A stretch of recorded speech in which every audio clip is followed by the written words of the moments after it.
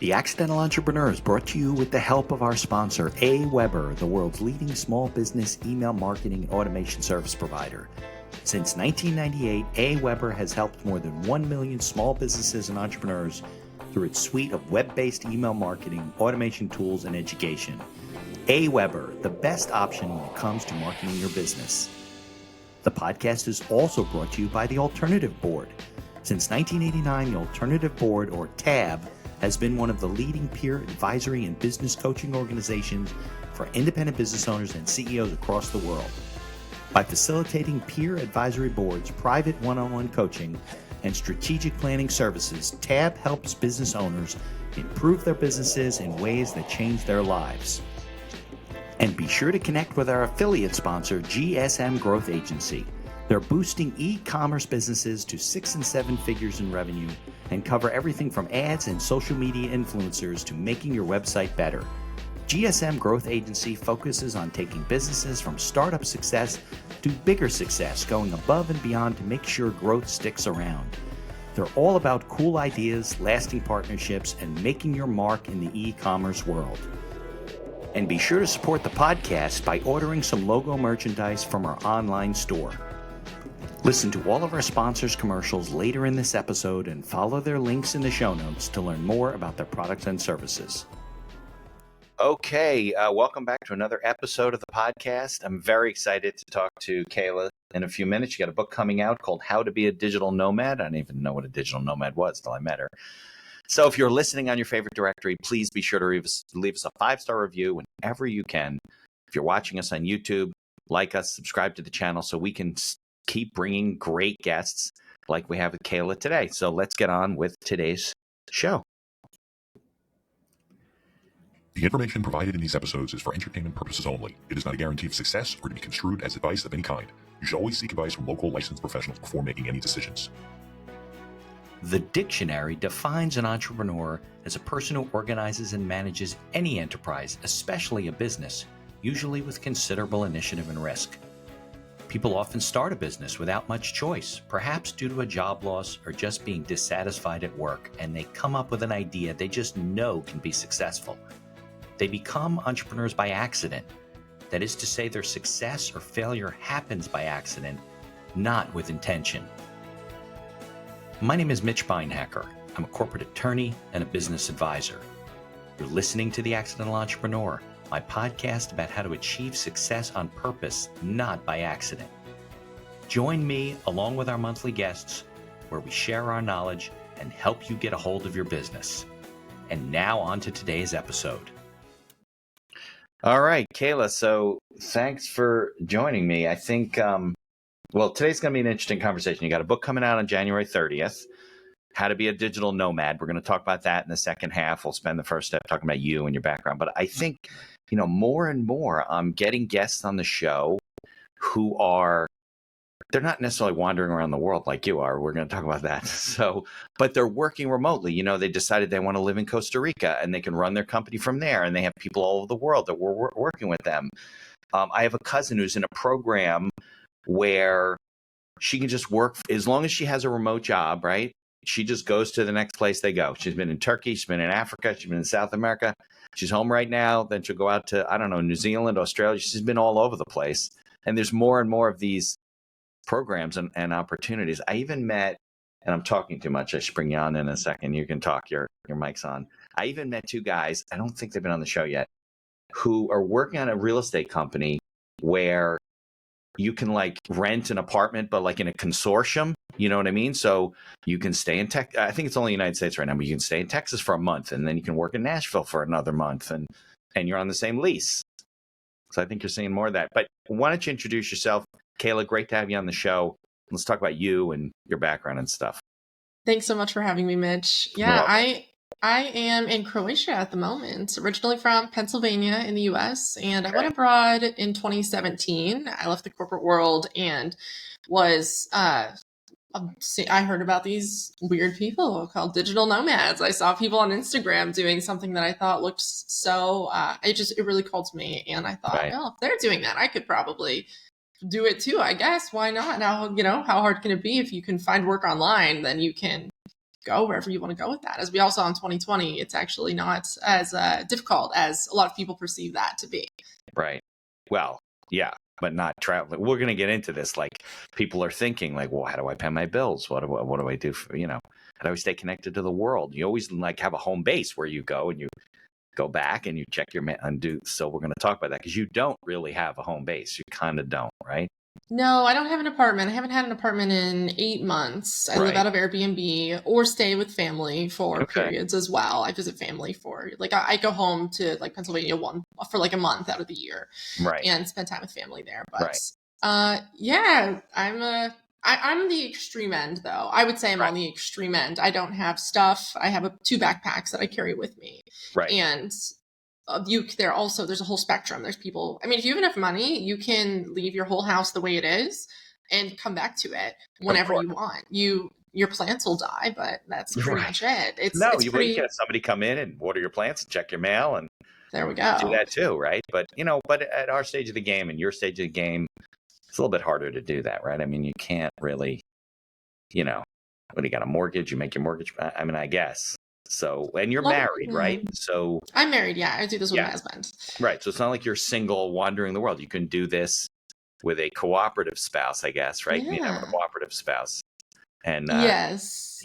You shouldn't talk somebody into this if it's not for them. If a vacation is a big deal, I mean, I've actually gotten this question quite a bit recently. Yeah. Well, my partner doesn't even want to take a vacation, but I want to do this. And I feel like, do not talk them. Do not try to shove them into this lifestyle. Right? It's not good. Yeah, because you're kind of putting all your eggs in the same basket whenever you are spending all of your time with someone, and especially if you run your business together, as we do. We run our business together. So you have like your marriage, your day-to-day life, your business. It's all one. And also you don't have other things around you. It's not like, I need a break. I'm going to go blow off steam with my friends at the bar we always go to, because you don't have those those comforts of home. And but people do it with kids. People do it alone. I started doing this alone. I was solo, and then there are people who do kids. You mentioned the real estate thing about having one lease in different locations. They even have schools that are identical in different parts of the world where you can go and uproot. That way, your kids are always in the same environment. They are doing cyber school, and they're always going to the same looking classroom. It's set up exactly the same. I actually don't remember the name of the program, but there's a lot of people who've been doing this for a long time. There's a place for the kids to go, but it's part of the same network of schools. Exactly. It's like a co-working for kids. It's like co-working space, but it's a school. Yeah, it looks like a school, and then the kids go there, and they can go and have, and you go to a different country, and now they're going into the same classroom though. It's decorated the same. There's that routine for them. Right. And a lot of people with kids slow down as well. They'll do like 2 years in a place, and then 2 years again, and 2 years. Yeah. And there's a lot of people doing that, and they're not nomadic, air quotes, because a lot of those people work for schools. I've met a lot of people with families who do this, where they are teachers and they work internationally. There's a lot of money. If you're a native English speaker, especially with a US or Canadian passport, there's a lot of money. Really? To be had teaching English abroad. Some places really like the quote American accents. I'm not sure where you're. I'm from New York. Your face said it all. New York, New Jersey. Yeah, your face said it all. No, but there's a certain, I don't know. But if you're a native English speaker, you can find work abroad. It pays very well. It's very lucrative. I interviewed a couple. Not virtually, like you're going there. Yeah, you're gonna go get a job teaching English in China, and you're gonna live there. You're gonna be paid very well, and your qualification is a bachelor's degree and being a native English speaker. Do you have to speak Chinese? No. It's immersion. And you put your kids in international school or whatever? Yeah. International schools they're everywhere, and they are often very well funded. Yeah. Wow. They're super nice schools. World, I'm not. I just went the traditional route. I met my wife. We didn't meet till we were close to 30, but now we got 3 kids. The youngest is 18. So, and we got a lot of stuff. Like we're going to get into that. But like my son came back from Indianapolis. He has a remote job too. He's in tech, so he can really live anywhere and whatever. So he came home for a while to figure things out, and we had to rent a storage facility. I mean, he's got his stuff and our stuff, and we got things in bins and all kinds. I wouldn't even know. I guess we'd put it in storage and pay the fee and leave it there, and then come back at some point. It just seems very daunting. But before we get into that, I want to talk a little bit about like, what did you do? I mean, you're young, so I don't know how long your career was in corporate, but what did you do A then? year. It was a year. That's Yeah. all it took. I'm 30 now, but I was Yeah. 24 whenever I left. Yeah. So I spent 1 year working. You couldn't even make it a year, and you're like, I can't even deal with this. I want to have a life that I control. So what was I want to know about like your thought pattern, because you didn't grow up in some crazy place, just kind of near here. You're in Pennsylvania, Yeah. right? So Suburbs. what Yeah. happened where you're like, I got to get out of here? Well, it all started my last year of college. So my senior year of college, that's a rough year. You're like, Yeah. it's rough. Figuring your Okay. life out. Now you're like, oh my God, I got to go out in the real world and like pay It- bills. Adulting. It's scary. I hate the word adulting, but it's daunting. That year of my life, 7 people died in my life. You're kidding. So, and they were not all, okay, there's like heart attack, cancer, Right, that happens. right? That's life. My roommate's boyfriend dropped dead at 25. They still never found out what happened. One of my mom's sisters walked out of work and in the parking lot was hit by a car. Jeez. My dad's sister and her husband died in a plane crash. It was a year. 1 year? 1 year. Oh, so it was a year of tragedy. And I had I was very aware of all like the hard things in life entering the working world. I thought, this is terrible. There must be so much purpose that you get from your job. I was really focused. Like some people think about like finding the one quote. I was thinking about the one is in my career, the job that makes it all worth it. And what was the job? I went the nonprofit route first. Okay. I spent a year with the American Red Cross in Seattle. Yeah, that's very disillusioning, I think. And then I learned that a lot of people were doing very important things, but a lot of people were unhappy. And if you ask people why, it was all money. So I thought money makes life better. So then I found a job in the corporate world. Moved to Chicago then, and I spent a year in corporate, and I felt what we all feel, that you kind of look around and you feel like a lot of people are waiting all day for 5 p.m., all week for the weekend, all year for vacation.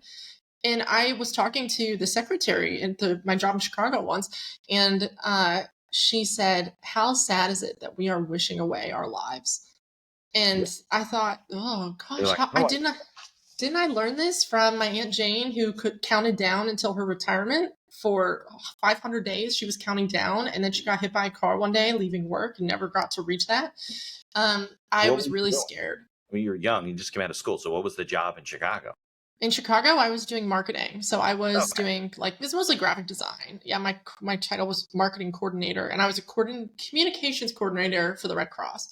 So those skills translate easily to the digital world. So I thought, wow, there's no reason not to. And I kept talking to people about this. I'm like, don't you feel like life is supposed to be fun, like more enjoyable than waiting for the next? You're young. You don't understand. Life is hard. That's the way life is supposed to be. Actually, I probably asked like 20 or 30 people. I was investigating, and I was told life ought to be fun, but it's just not. You will get used to it. Don't worry. You are young. You're so green. I kept hearing that word green. I'm like, you're saying this. Like, to me, everyone's like, quote, comforting me with this worst case scenario. You'll eventually become numb, Kayla, and you won't know what's going on in life either. And you'll wander around like a zombie, and you won't be satisfied, but you won't know any better. So it's fine. You'll get used to it. And if you love your job, it's so worth it for you. A lot of people don't. Somebody asked me at that job, that it was an architecture firm, and they said, what do you love most about architecture? And it was the end of a long day. And I was more honest than I probably should have been, because I was only at that job for like 2 months. And I said, I don't even like architecture. Architecture's tough. It's a very difficult field. And it's so technical. Anyway, it was just not for me. I mean, I liked the task. I did graphic design all day. I was happy as could be. I sat there listening to musicals in my headphones, just having a good time. And I could have stayed there for a long time, but I was afraid of becoming what I saw too often. It wasn't just like those colleagues or, it was just, you look around, you see it everywhere. Everywhere. But do you think that the tragedies and the things you faced in such a short period of time at such a young age really kind of like opened your eyes up to something that might have taken you 10 years to really 100%. Look around, right? Yeah. I know my life is better for having experience. I could have experienced 7 deaths in 7 years, and I know my life is better because I experienced them all in 1 year. And at a very pivotal point where every day I'm thinking, gosh, a year from now, I'm going to be working. Where am I going to be? What am I going to be doing? Who am I going to become? I don't know. It was terrible, but it impacted me in a in the long term, it was a very positive thing. Yeah. But As you were terrible as it kind of was. in a position where you could make the change. Like you didn't have, you weren't married with kids and all kinds of things where you're rooted in a community where I'm not saying you can't do it. People do it. It's Yeah. just difficult. It becomes more difficult. Like, look, I'm 57 years old. I like being an attorney, but I've built my practice around the way I want to practice. I don't want to be working in big corporate and do all this kind of stuff. So I have a virtual practice, whatever. But I don't think I could do that. Like, I can't practice law remotely. If I was like a patent attorney, I could. But I can't. I have a bar admission in New Jersey, New York, Pennsylvania. I could practice here. It would be really hard for me to be in Croatia and handling people's legal issues remotely while they're in New Jersey. They wouldn't even hire me. So I'd have to, I don't know, maybe teach English as a second language. I don't know. I'd have to do something, seriously change what I'm doing. Yeah, you might have to pivot. And the thing is, though, you're not unhappy enough. And not that you have to be unhappy enough. You can also just say, this is good, but I am interested in this other thing. You don't have to be miserable or have like a near-death experience to justify a grandiose change. But you could pivot if you had to. And if you wanted to, that was calling to you. You could also batch your work for half the year. I'm not sure how your specific business model works, but you could work half the year or take half off, work a month on a month, off a month. You could, well, no, okay, if you have to be in the state, that is actually it's hard. specific. It's hard. You can't really, right? It's difficult for me. Kind of trapped a little bit. The law's weird that way. So, and I don't know if I would want to change. Yeah. I don't know what the hell I would do. I really don't know what I would do. You could teach English to little kids in another country. Oh yeah, that I have a lot of patience for. Yeah. I've actually met several people recently who were in their late 50s and they moved to Mexico to teach English because they were just done. I met two couples recently and whenever I was in Mexico, I met these two American couples and they were both, kind of like in that, like almost like pre-retirement phase. And they said, I just can't count down 10 years until I retire. I can't do it. And they had that same kind of, our careers can't move, but we are done. So they went to Mexico and found teaching work and have been there for years. Both of these couples have been there for years. But they're not like English majors. They don't have a degree in English. No, but if you're a native speaker and you have a bachelor's degree, those are the big qualifications. That's it. Even without a bachelor's degree, you can get something called a TEFL, teaching English as a second language. That's a certification. It's not very expensive to get. And then that's all I want. That's it. All right. So take me along the path. So here you are. You're like, I'm going to do that. I'm not going to do, but you probably didn't know, like you didn't have a book to read called How to Be a Digital Nomad. No. Podcasts were a big part of it, honestly. Right. And I was talking to people online. I would join these Facebook groups for women who travel, and I didn't have international travel experience. I found it all really intimidating and quite terrifying. Yeah. So I was posting, hey, I really want to travel. I'm 23, 24. I'm desperate to do this, but I'm so scared. And I just kept hearing the exact same words over and over again. Nobody regrets traveling. Go figure it out. If you don't know what you're doing, figure it out whenever you get there. And I was almost annoyed by this advice because I'm someone who likes a guidebook. That's not helping me. The book that I would have loved to have read a step-by-step. Here's 10 chapters on how to do this. I would have eaten that up at the time.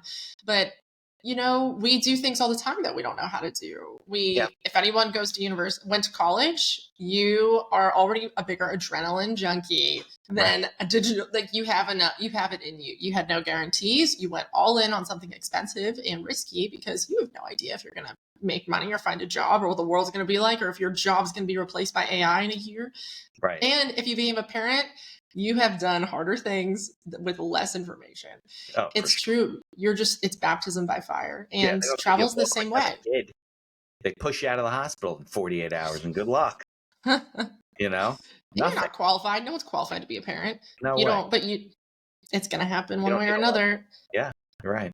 Exactly. It's a good thing, though. It's a blessing, because if you had to sit there and teeter on the edge of these big decisions, of every big decision in life, no way. So you guys don't have kids yet, right? You're not. No. So you're gonna give birth in Budapest, and then you're gonna raise the kid in some other country. Actually, probably he or she would be a very worldly individual. Well, there's a lot of people doing this, raising their kids around the world. And there's a lot of different philosophies, and we talk about it. We're not sure. We're kind of either way. I was a nanny, so I I know what it's like to be around kids all day. And I also know that A I nanny can't on do the road, like in another country. in the US Oh, in and the US. abroad. Yeah. So, Okay. that was not a very glamorous chapter, having to be a nanny again at like 27 because Yeah. I'm 26. Okay, so let's get into that. So people are thinking, I mean, this is an entrepreneur's podcast, right? So you have to make a living. There Yeah. are some careers that lend themselves to be able to do this, but not a lot. There'll be more, I think, over time. Oh, yeah. But you're, like you said, like if you're in digital marketing or things like that, you probably could just pick up and plug in from wherever you are. But you did not have that, right? So how did you make a living on the road? Like what? I started freelance writing. I found a regular freelance writing gig. It was Monday to Friday. And Okay. I thought if I just did the math, you know, you think about how much money your life costs. And I went to Mexico first. So I crunched those numbers. How much does life in Mexico cost for a week? And how much money is coming in every week? And how much do I want to save? And I just thought, well, I need to decrease outgoing money as much as possible to balance the slow incoming money. And I did something called a work exchange in the beginning, where you volunteer your time and you get something in exchange instead of money. Instead of getting paid money, I was allowed to stay in a hostel for free. So I did that at first in Mexico, and I saved quite a bit of money. And a lot of people do that. You can do house sitting. That's the most popular form of work exchange. Trusted house sitters. You can stay in people's homes for free. These are nice homes too. Very nice. Like way nicer than network of like you can get. Yeah. You can sign up and get certified and whatever. Or You sign up and you apply to different listings, and people say, oh, I'm going away. I need someone to watch my cat for a month, you know, while I'm gone. And there are a lot of people who have like a lot of people in the upper class who have multiple homes. A lot of people leave their pets in one of those homes and have people watch them. Sometimes for 6 months out of the year, they have somebody who stay. Yeah. So these are really nice homes often, and you stay for free, but you're almost always taking care of pets. Okay, but that's housing. So you got to eat. That's housing. Too. Yep. So you need but entrepreneurs will have their income coming in. Right. And if you have savings, and also if you go to cheaper countries where, let's say you're making US dollar, but then you're going somewhere where the currency is not, you know, you can like geo arbitrate. Yeah. Like Mexico. Mexico's actually become a lot more expensive. Vietnam's the cheapest place in the world. It is? Cost of living. Yeah. Huh. It's also one of the nicest. Yeah. It's Vietnam's the whole, if you want to fall down a rabbit hole, right? Vietnam, Thailand, that whole area. Yeah, Southeast Asia in particular. Yeah. I mean, it's a favorite for a reason. They say Bangkok is the digital nomad capital of the world. Is it? Yeah, I haven't been there yet, so I'm not sure, but that's what they say. You're writing the book. How could you not have been there? I did feel that way a little bit. Yeah. I don't tell you where to go. I help you figure out where you want to go. So. Okay, but you're not a journalism major, right? You're freelance writing. I actually did study journalism. That's my university degree. Oh, okay, good. Well, that helps because people are thinking, "Oh, I could write a book," but it's not that hard, that easy. I don't know. If you have a good editor, that helps, but you need to like it. So I write now. I mean, I write what I do most days. I mean, I pump out tens of thousands of words for clients and different websites and things. Yeah. I write for HubSpot and GoDaddy. I do ghostwriting for clients. I write for my own website. So writing a book, I had that muscle built. I was used to writing a lot. It was hard. It needed a lot of work. It was not easy. It took a lot of thinking. But normally I sit down, I just can crunch out 2,000 words pretty easily. And the book was different than that because I had to sit and think for a really long time. Yeah, a lot more planning. Right. But that's your business now. It's writing. Freelance writing. You're a freelance writer. You work for clients. You have, So how do you find these gigs? Are they posted? No, never. It's usually referrals. Okay. And networking, like through LinkedIn. I am pretty active on LinkedIn. That's how I got my book deal. I'm a big LinkedIn fan. Yeah, I want people to know that you're not writing a book and then selling the book. You got a book deal. They offered me a book deal. Hired you to write this book. Yeah, they pitched to me to write the book. Like a huge advance, right? I mean, that's what they do on TV. No, that did not happen. But my contract prohibits me from being specific, but it was not a huge advance. But yeah, I mean, it was kind of a dream process. I mean, I got just like a DM on LinkedIn one day. And how many people get spammy DMs on a daily basis? Everyone. Right. And I was like, no, I didn't even respond for like 3 weeks. I thought it was somebody trying to sell me something. And here was a publishing house who I should have read it more closely. I was in Portugal at the time and I was like, I got a glimpse of it and I was like, somebody's selling me something. And I kind of forgot about it. What somebody had given your name to somebody and then. They found my writing on LinkedIn because I was sharing little snippets of the lifestyle, because it's a very over glamorized thing. Yeah. And it's so weird because in 2017, whenever I started, people were like, what? It's so weird, bizarre, so risky. Isn't it dangerous there? I'm like, I didn't even tell you where I'm going and you assume I'm going to get murdered there. Yeah. FYI, it's usually statistically safer than the US. Right. I'm sure. You hear these stories, but they're very rare. Yes, very rare. And it's funny because the digital nomad lifestyle goes back to 1983. That's whenever the first digital nomad set sails. Which had to be really hard to do in 1983. Yeah, no internet, no home internet. He used the Radio Shack 1000 computer. It was the first like portable computer, and he used an acoustic coupler, which is something that you would like take a payphone, like the receiver, and then you put it in the little suction cups. Suction cups. Okay, do people know about this? Okay, this was new to me. We used to, when I was young, because you're a lot younger than me, we used to have this thing called the deck writer. So you would call whatever company you want to connect with. You take the phone, which we don't even have phones like this anymore, right? With the little speaker and the little, and you stick it in the back, and then it would start communicating with the thing, and it would just print out some stuff. So that's what he was using. Acoustic coupler. Yeah, the Radio Shack 1000. His name's Stephen K. Roberts. I interviewed him for my book. He was delightful to talk to. Yeah, he said that he was he said that he was just he was trying to construct a life exclusively out of passions. And he rode his bike around the US for 10 years, living out of a tent, solar panels, computer. He even built the keyboard into the handlebars. Really? Yeah. He's amazing. He has I think he has 7 of his own books. He's a technology writer. Yeah. Wow. Yeah. But you're not doing that, right? You're not connecting your keyboard to your bike and you're going to live in tents everywhere. Have you lived in tents at some point? Did you ever live temporarily? Barry and I had one disastrous hiking, 2 disastrous hiking experiences, actually. One, we went out on the AT, the Appalachian Trail. Yeah. We're going to do a week. In the first night, a bear ate all of our food. I was going to say, that's where you could die. Like you could get lost off the trail by miles and then just die in the woods. You know? Yeah. I could have had, or the bear. I mean, I was sitting there in the tent, hearing it, eating all my food. Yeah. Barry's like snoring peacefully. I was so bitter, but I didn't wake him up. I can hear it eating. And then we come out, there's like Pop-Tart wrappers on the tree. We spent an hour cleaning up after this bear. So then we went to the road because, we couldn't keep going. We didn't have any food. Well, we did go for one more night. Some people gave us food. We camped again and we thought, what are we doing? We have no food left. Okay. So we went to the road and we went to hitchhike a ride into town. And this guy, his name was Charlie, in his RV, this retired man, and he picked us up and he said, well, I'm going to a bluegrass festival in Galax. Do you guys want to come? And we were like, well, where the heck are we going anyway? Like, we don't even know. So we went with him to a bluegrass festival and spent a few days. Some of the most fun I've had in my life. I'm sure. Yeah. And actually, hitchhiking is how it always ends. For us, camping always ends in hitchhiking back to civilization. We did the same thing in France. We went, because there's also a pilgrimage trail. How murder ends, though, with hitchhiking? Yeah. I don't know. Well, I guess we didn't hitchhike in France. 40s and 50s, where everybody used to hitchhike. Now it's kind of different, you know? And we're tall, too. We're kind of intimidating. I'm 6 feet tall. My husband's 6'4". We are not, like, small, but we're really nice. So, you know, like, people are always like, oh, you're such a nice girl, you know. I look very...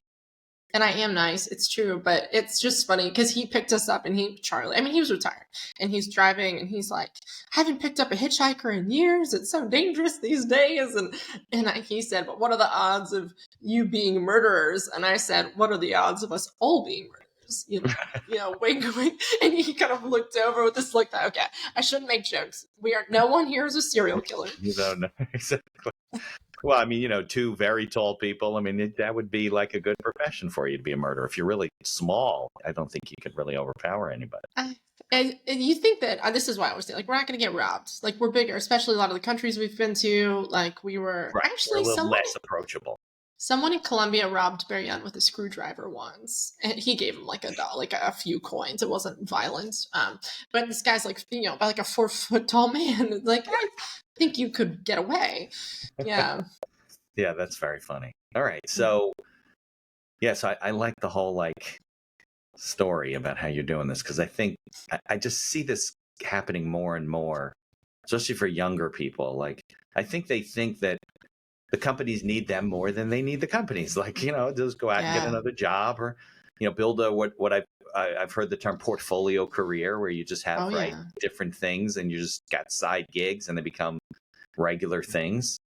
What do you find is the hardest part about being on the road? Is it certain countries or, traveling? Because I know the passport system, everything's a little different than it used to be. It's a little bit tighter than it was. Is it difficult to go to certain countries, or? I actually think it's easier than ever to travel, but it's decision fatigue. That's the hardest thing about being on the road. Like the first month, you think it's so exciting. You're like, wow, new foreign grocery store, different language. You're like Duolingo, practicing your new language, and it feels so exciting. But after 6 months, you are frustrated whenever you can't find that you buy the wrong butter. Like the number of things that you buy in a different language. Yeah, different culture. You get it home. Like I forget where we were. We were in some country, and the butter had sugar in it. And we're like making scrambled eggs, and it's like, oh, you just like more than just sweet butter. It had it was literally sweetened, made for drinks and sweet things, not for I don't know what it was made for, but no idea what you use it for, right? Disgusting. I mean, what country were you in? That was actually Mexico. And I know if someone is listening who is Mexican, they would say, well, you don't put, but that butter smelled like sugar. And if you tasted it, it was sweet. We bought the wrong thing clearly, but it's just not funny after a while. You think, I just want to know what I'm getting. Or how many times you just are offered something or asked a question and you just say yes because you don't understand and you want to be appeasing, and then you get the wrong food or you end up on the wrong bus. Or one time on a bus ride in Peru, a woman asked Mariana a question that he didn't understand, and he panicked. He said, yeah, sure. And she turned around and handed him a goat. A goat? A goat, and then walked away. And he was just sitting there with it. Will you take my goat? In some other language. He's like, sure. He was, and then sometimes even if he might very young speak Spanish, but there's also a lot of dialects. We were in Mexico, and he was really struggling to understand people. He was really frustrated. He's like, what is happening? He's from the Netherlands, so he speaks Dutch natively, but he also speaks English and then Spanish, and he studied, it's Europe, French and German and everything else. But and here, a taxi driver said, it's hard to get around here because people speak Quechua, which is the local, or wait, was it Quechua? It was the local dialect still, like the old language. Like the Aztecs. Yeah. Yeah. Or it was the Mayans. It was the Mayans. But yeah, yeah. And then you feel like, you just kind of feel like you can't get ahead because you can't. Because then in another month, you go to another country with a new language and you buy the wrong butter again. And learning other languages, because what do they call that? A something? Polyglot. Polyglot. People that speak multiple languages. I was just listening to a podcast about a woman. She speaks 9 languages and she wants to learn one every 2 years. But you're probably not in one location long enough, are you, to learn the language? No. Not really. That's not me. I don't like it. I get frustrated. Yeah. I mean, in Europe, most people, it's the norm to be multilingual. Right. But no, I mean, I know a lot of travel. I mean, I learned traveler's Spanish. If you're in Latin America, you need traveler's Spanish. You need to be able to order food and buy a bus ticket and ask where the bathroom is. And in Europe, it's a lot less of an issue because people everywhere are very comfortable. Sometimes, depending on how touristy the area is, they'll say bonjour, hello, and then you pick which language you're going to speak. Right. And people will say, oh, no one speaks English in France. And I mean, I studied French for 4 years, so I try to speak French, and they're like, please, no, don't. Please. Destroy our language. Yeah, it's ugly. Yeah. I mean, the basics. Please, thank you. Yeah, no. Where is this thing? It gets easier as you go along, and I guess not. All right, let's take a little commercial break. Hopefully the commercials will play. If they won't, I'll put them in later.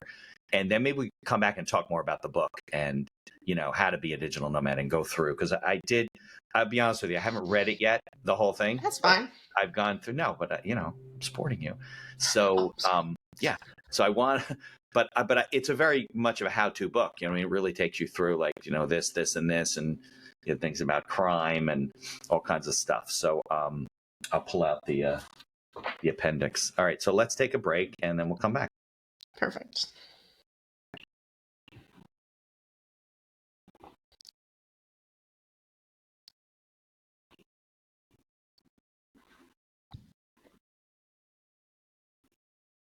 Okay, we're back because those didn't play. I'll put them in later. No idea why the company can't even explain it. So that's when you do a live podcast because I don't want to do video editing. It's my fault. All right, so let's talk about the book and how to do this. Take us through. Oh, yeah. Where to start? Gosh, sorry. I'm like, what's chapter 1 about? Yeah, you want me to pull it up? I had it up. Actually, chapter 1 of the book is, so you want to be a digital nomad. It's like, let's talk about it. Because a lot of people have this daydream of them on the beach. And I ask people to explore that daydream. Like, what do you see happening? Because a lot of people are not actually picturing the digital nomad lifestyle. They're just picturing living on vacation. Yeah. If you're not picturing work half the time, then we're not having the same conversation. You're thinking about extensive travel, just vacation, not work, because you're working half the time. You're going to work as much as you work now. Right. When you go on vacation, it's usually you want to unplug and whatever. And you go 2 weeks out and you're like, oh my God, I got to get back to work. Like, this is ridiculous. But you're not going with that in mind. So. No, you're just looking for contrast more than anything. I think that's what people are like. I think that's kind of the thing that most people need to satisfy is contrast. I feel like I'm doing the same thing. Well, then you need to have a very stimulating experience that takes you away from the norm. Yeah. And that's where I invite people. If you want to talk about where to go, think about contrast. If you're living in New York City, don't go to London. Go to Bali, go anywhere else. Avoid, think about contrast in what surrounding area looks like. Like, is it urban, rural, climates, also like level of stimulation. If you're feeling really bored, I encourage people to go somewhere where you don't speak the language. Take a language class, feel challenged, engaged with where you are. If you're feeling like life's tiring and you need a break, then go somewhere easy. Go somewhere where you speak the language, where things are easier to get around. There's like tourist and transit infrastructure. The contrast is what most people are looking for. Well, how do you get that information? If you're like starting to do that research, you just go online and start reading blogs and joining Facebook groups? Yeah, I would say look at where a lot of people have like a continent or region that they're very interested in. A lot of people have this dream of traveling Europe. Well, so look at Europe. What are you looking for? Are you looking for somewhere warm and like nature, steeped in nature? Well, then start Googling for those things in Europe, region. Or if you're totally open to anywhere in the world, then I would start looking at like digital nomad places in Asia, Europe, Africa, and then look at the highlights and see what calls to you most. Interesting. We'll set up a Pinterest board for each of the locations you want to go to. Oh yeah. Yeah. Save it all. Yeah, exactly. All right. So we were talking before, if I'm not a digital marketing person, right? I don't know marketing. I'm not really a writer. What other things I really don't want to, I have no patience to sit with children and teach them English. I'm probably not even good at English myself. What other options are there to, make money on the road? We're not talking getting rich. We're just talking paying our bills and eating and things like that. Honestly, there's a lot of weird jobs. I mean, I don't need to tell anyone who's an entrepreneur that you can make money any weird number of ways. I guess you could do e-commerce, right? You could sell things online and whatever. Oh, yeah. You could be a virtual friend. I'm not saying that works. It's where you are paid to talk to people online. There are people who are paid to be virtual friends. I love using the example of Jen Glantz. She doesn't fit the digital nomad. It's not a remote business, but she is the bridesmaid for hire. She saw that some people had issues whenever bridesmaids dropped out or whatever, something happened. So she is a bridesmaid for hire. She will put on a wig and come tell a fake story about how you're friends from summer camp whenever you were kids. And she's been all over. She has a book. It's a fascinating business model. You can sell anything. That's a good enough idea. Yeah, I guess if you're passionate enough. I think that's one of the problems that people are just not passionate. They're just wandering through life and doing what they're doing, and that's fine. And then this whole thing's very intimidating to them. It is intimidating. It's a lot of questions, and you don't have the answers. It's like, well, do you want us, go to, the town city A or city B? And you think, I don't know. I've never heard of either one of them. How am I supposed to decide which one I want to go to? And you'll never have all the information ever. Once you go abroad, and you can do this domestically, you can do this in the US. Right. We can talk about that, how to get started if you want to stay a little more local. But yeah, you'll never have all the information once you're abroad either. We just did this. We went to the grocery store and here it was closed because it's a national holiday in Croatia that we didn't know about. I think, well, that's nice. We have no food. What, today? It was a few days ago. There was a national holiday and we had no idea that, Christmas. No, it was just something else. It was something else, and you get burned all the time by this abroad. We had it too once. We got in a cab to go to the airport in Peru, in Lima, and the cab got on the highway and just stopped and put in a park. We're like, what's happening? What? And he turned around and he said, Papa Francisco, Pope Francis was in town that day. Like the one day in like 50 years that Pope Francis comes to Lima, and the whole thing, they shut the city. I mean, they barricaded off the highway for his bubble car to drive through, and we just sat there. And you think everybody knew about this. Everyone. There's been like flyers, and then we're like playing the reels back of the memory. And it's like, yeah, there were flyers. Like it was on the news. People attention to it. No, you never have all the info, and it's going to be expensive sometimes. The mistakes that you, right. And you have to be okay with that. I think entrepreneurs can learn to be okay with that because entrepreneurs have already figured something out that's hard. And even if it wasn't perfect, you got through and you did it. And I think that it's a copy paste, that same attitude to travel. Right. I mean, you get better at it, obviously, as you go. Now, what about like air traveling and stuff? Is it, because I find that every time we're going on a trip, the most expensive, especially now with Airbnb, like when my daughter's going to Florence for the semester, we're going to see her at the end of March. The most expensive thing was air travel. Yeah. And I was like, telling my wife, we're not spending $2,500 a person. There's 4 of us plus my daughter. So she'll be over there and the 2 kids. Let's spend, the cost of our entire trip on airfare. So we started doing research. If you go through certain cities and you do it this and that, we cut it like in half. But do you have like some sort of a, like a Metro Pass and you could just go and get on planes, or no, you're always like booking things online, and that's always booking. Like very frustrating to me. Like, you save a lot of money if you book at the airport. Fun fact, like a lot of that is online booking fees. So if you just, I don't know if they would welcome that in like Newark, right? But in smaller airports, like I'm from the Pittsburgh area, you can just go to the airport and ask just to go book to the counter like they used to do in the old days, 1970s, exactly. and you'd like book your thing, and there's no fee, so that saves you money. That saves you money. You just have to kind of get creative with when you're going to travel. Like I've slept in airports I don't know how many times because the flight leaves at 4 a.m.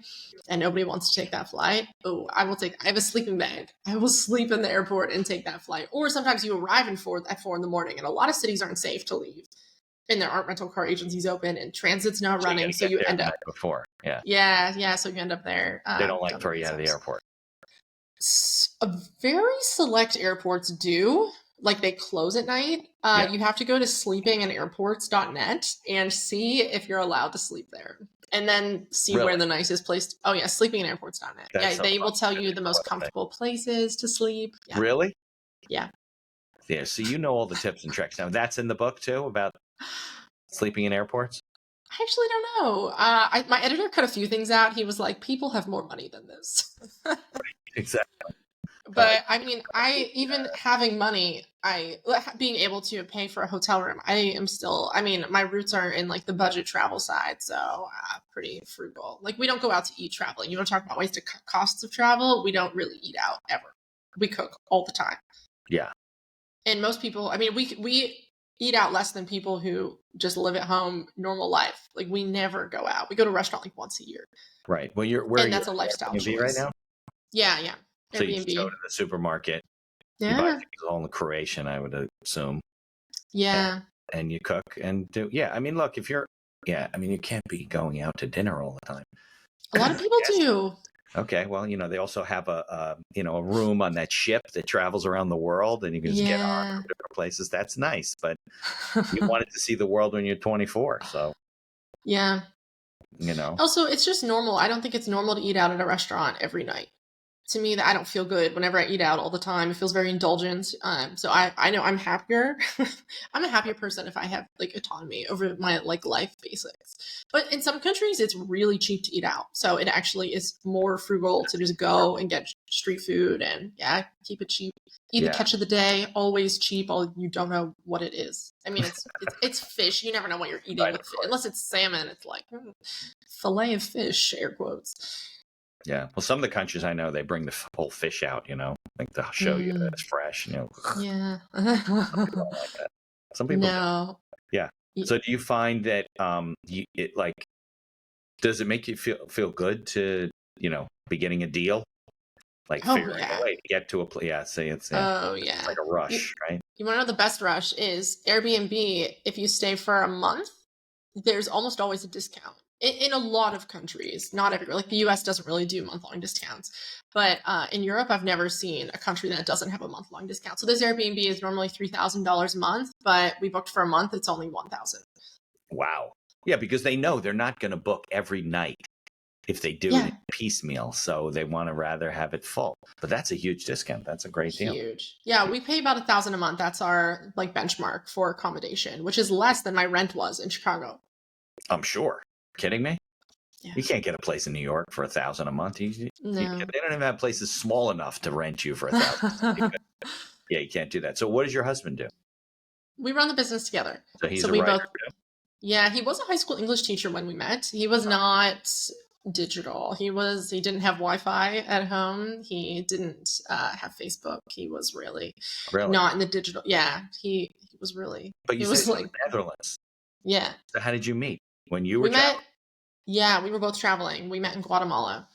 Oh, on the other side of the world. That's pretty funny. But you said but he was on vacation, obviously. He was traveling for 6 months. So he would do the thing where he would save up money and then go away, like quit his job and go away for 6 months. Quit his job? Yeah. Okay. They had to come back and find a new one. Yeah. Yeah, but for 6 months away. Yeah. Also, if you can stretch your money longer, you can stay away longer. Right. Of course. No. Yeah. I think, you're lucky you met him because, you could have met him on vacation. He's there for 10 days and he's like, I'm not doing this for my entire life. You need to love traveling together.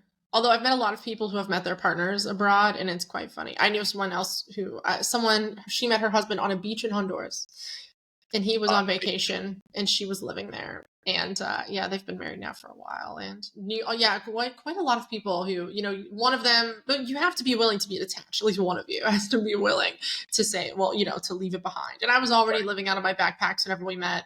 I was already nomadic, so it was easy for me to come because he had to go back to the Netherlands because he had an apartment that was being subletted. So he had to return. All the stuff was in there.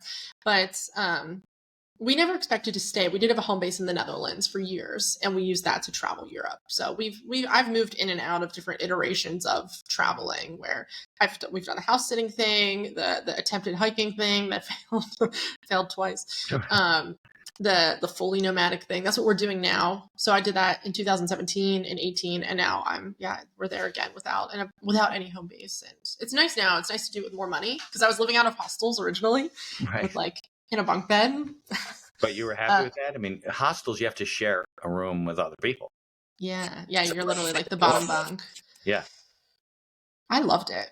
Yeah. Yeah. I wanted to be anywhere. I was afraid that I was not going to experience life. So to me, to be on an island in the Caribbean, surrounded by people from all over the world, it was a dream come true. But you don't want to live out of, you don't want to sleep bottom bunk forever with someone drunk climbing up the ladder. Really? That's what would happen? Yeah. Well, I guess if you experience what you experienced very young, you're like, I don't know when it's going to all end. So it definitely gave you a push to do it earlier. If not, it would have taken you a long time. Let's talk about I know it has nothing to do with business, but the whole thing, like I said, I think what it has to do with is what our life looks like in the next 10 to 20 years. What about your stuff? Like you say, you live out of a backpack. Those are all of your worldly possessions? Like you don't have a storage facility in some place where if a letter gets mailed because you died, it goes to some guy and he knows how to get to it or something like that? Or no? My mail goes to, in the Netherlands, my mail goes to my in-laws, Brandon's parents. And in the US, my mail goes to my parents. So my mail is always read. Okay. And I have maybe 2 or 3 boxes of stuff in storage, 2 of them with my in-laws in the Netherlands and 1 with my parents in the US. Okay. But that's it. That's it, right? I used to have more. Whenever I first started, I had a storage facility. I got a storage unit and I thought I couldn't rip the whole Band-Aid off and get rid of everything. So I drastically downsized my stuff, put it in storage. And then at one point I moved it out of the storage unit in Chicago into my parents' basement in Pennsylvania. And it sat there for 5 years and I never used any of it. So I got rid of everything. You know what, this isn't working for me. I don't want to do this. And you go back and then all your stuff, you had no stuff. So I wanted a few things. Blanket, Yeah, exactly. Yeah. But I don't even see myself living in the US again. So I didn't need that security blanket. And then we thought, well, what if we live in North America and we want to drive it? And it was holding on to a sense of control, a false sense of control that none of us have. So for me, it was very therapeutic to get rid of all of it. So you don't travel in you don't travel in the United States, like you're not going to get an Airbnb in Montana and live there for a month and then go to Nashville and then go to another country, or you're basically staying outside of the borders of the U.S.? I like traveling in the U.S. a lot. I've seen most of the states, like 44 states, I think. I really, really like traveling in the U.S., but it's, to me, it doesn't have the same appeal right now for me in life because it's expensive. To me, like going to the grocery store, because rent, we always spend the same amount on accommodation. It's always about $1,000. But the grocery store bill can be, like, we can live off of like $8 a day, depending where we're at for both of us. Right. Or in the US, it's like $8 for a thing of peppers at the grocery store. So to me, that's where it's not fun anymore to pay that much money. There are a lot of countries that are really spectacular to travel in, but I know I can't enjoy it if I'm paying. Like, I remember getting a cappuccino in Paris once. We had 2 cappuccinos and it was like $17. And I felt like, I don't care how this coffee could have gold sprinkled on top of it. I'm not enjoying it from that. Right. No. So that's where the US is at for me right now. Unless we have like a van or something like it, because to cut that expense and not have accommodation. An RV. Exactly. We've looked. It's a dream for sure. It'll happen. It's just not right now, especially whenever there's so many cheaper places that are still on the list. Yeah. No, absolutely. Well, I guess you're not going to that place. What is it? Starbucks Reserve? I think they have one in Chicago. It's this store. They have one in New York. It's ridiculous. Probably $16 for one cappuccino. Yeah, it's in Seattle as well. Yeah. Right. Seattle too. Yeah, exactly. No, that's not going to fit your budget. But that's interesting. So I think that people should get the book. Book will be available where? On Amazon? It's available at the normal places online: Amazon, Barnes & Noble, Target. I don't have info yet on where it's going to be on the shelves. Right. But if you can support, coming out, this should be like January 26th, I think. So the book will be out hopefully the 30th. That's the target date, right? Oh, it'll be out. Yeah, it's definitely coming out. Okay. My publisher has assured me. Yeah, it comes out in the rest of the world actually on January 3rd, but in the North America, the distributor is set back to the 30th. But it's coming out on the 30th. Okay, very good. Okay, so what's the best way for people to follow you and learn about your life and world and If anyone wants to connect, they can find me online at writingfromnowhere.com. And I'm most active on LinkedIn if anybody wants to. Okay. So we'll put your LinkedIn link and we'll put wait, I better get that. Hold on a second. Writingfromnowhere.com. Yep. Okay. From nowhere. Okay. Where? Can't spell. See, I shouldn't be teaching English to young children. I can't even spell the website. So that's not good. All right. So listen, thanks for coming on. I appreciate it. And I'm very confident that the closing credits will not play. So we won't even bother with that. I'll edit them in later. And let's stay in touch. I want to hear all the countries that you're in. I'll follow. If I go to the website and I sign up for your newsletter, I can hear about Where's Kayla. No, I actually don't share that on there. I don't really update where I'm at online. Yeah, no one people. But I share most updates. Yeah, it feels a little weird sometimes. Yeah. All right. Well, thanks so much for having me. And I appreciate it. Thanks. It was so much fun, Mitch. Thank you for listening to this episode of The Accidental Entrepreneur. Opening and closing music written and performed by Howie Moskovich and made to order music. For information about Howie and his music services, please follow the link in our show notes. If you like the podcast, please tell others about us. You can find us on Apple Podcasts, on Amazon Music, Spotify, Google Podcasts, and most of the other podcast directories. If you like what you hear, please leave us a 5-star review and feel free to share our episodes on social media. If you have any questions or comments, ideas for the show, or you'd even like to appear as a guest, reach out to us by email at info@beinhackerlaw.com. The Accidental Entrepreneur is hosted by Mitch Beinhacker and produced by Beinhacker Law. If you'd like to learn more about our business and legal services, you can find us on social media or visit our website at beinhackerlaw.com. Thanks for listening, and be sure to subscribe to our feed to be notified of all future episodes.